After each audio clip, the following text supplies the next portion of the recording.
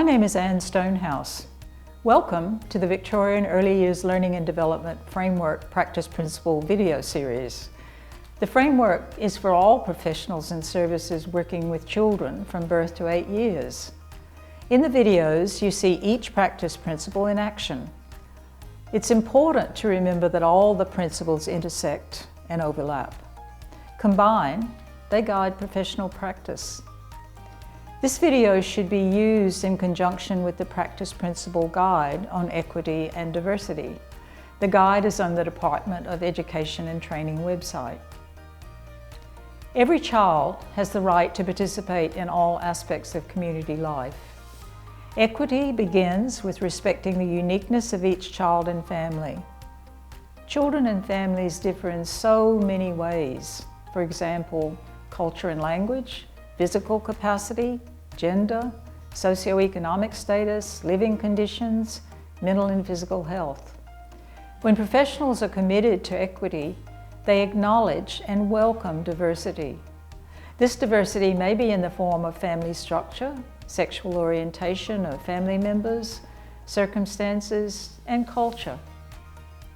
Professionals committed to equity consciously avoid practices that directly or indirectly contribute to gender inequality, prejudice, and discrimination. Inclusion is the act of acknowledging and catering for diversity and difference, so that all children experience a strong sense of belonging and acceptance as valued members of the group. Equity is the result of inclusion and doing what is necessary to support each child's learning. When children experience acknowledgement of and respect for diversity, their sense of identity becomes stronger. Today, we'll be visiting several services. The professionals, families, and children at these sites will help you consider equity and diversity and how this relates to your service.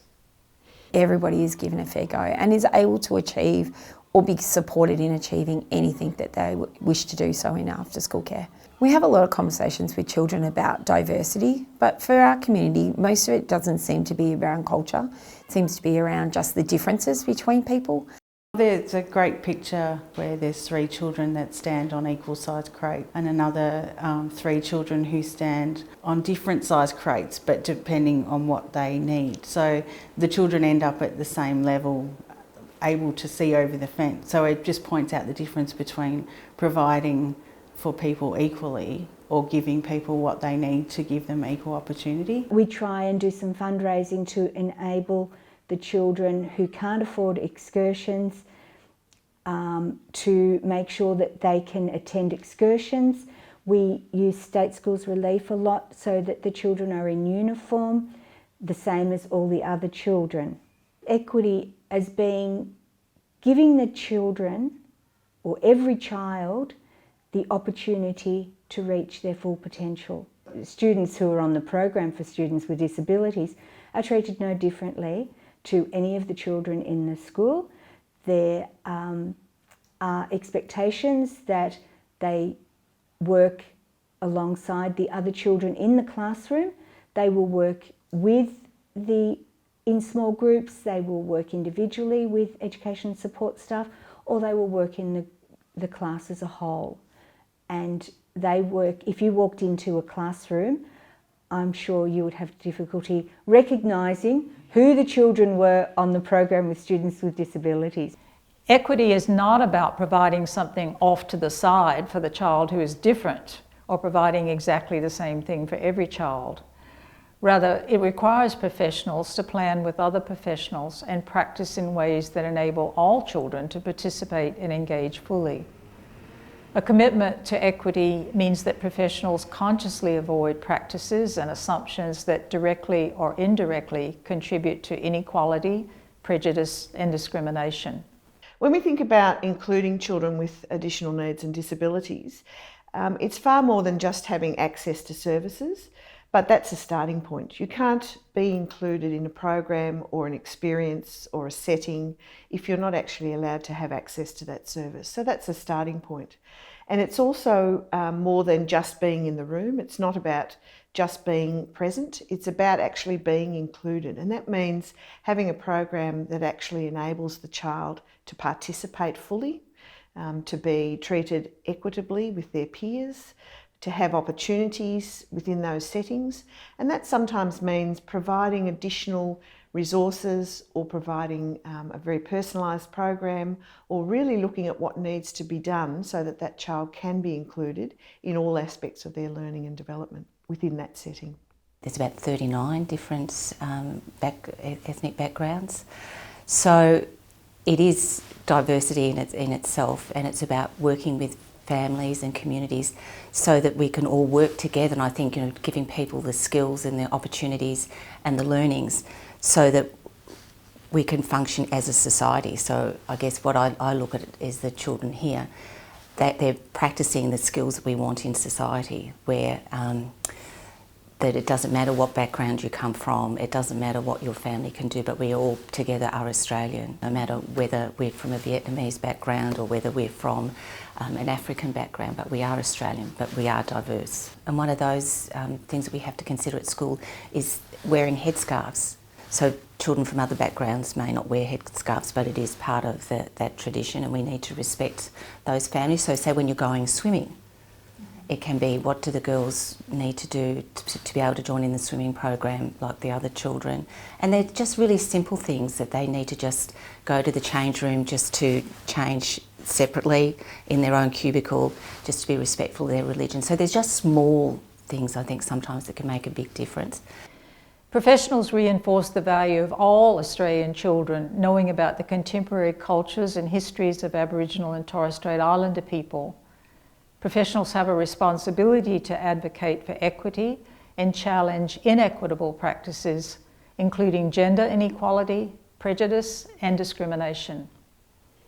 The importance of encouraging children to learn to respect diversity and difference weaves through the fabric of every level of service operation. It is not an add-on. A little bit of the Australian history and who are the first people. By reading storybooks, we learned it. It helps the children to understand that it's a way of showing our respect. It's just the way the children to understand and have this journey together, learning Indigenous culture and how to care for the land while promoting sustainability. We've got one child in particular in our kindergarten year this year who's got two mums, and so she has sort of, at the start of the year, a lot of the children were quite confused by this. She wasn't excluded as such, but a lot of people saying, "Where's your dad?" and asking her questions like that, and she just would simply say, "I don't have a dad." So we would then talk to the group about how all families come in all different shapes and sizes, just like people, and how in everyday life no one's the same and everyone's different. So some people have older brothers, younger sisters, some people have no siblings, some people have two mums, some have two dads. So just ensuring that the children learn how many different ways there are of families, and ensuring that we provide an unbiased approach to our children. Children's attitudes and values about diversity and difference are shaped by the attitudes and values of important adults in their lives. Children learn about equity and diversity when professionals model fairness, inclusion, and respect for diversity.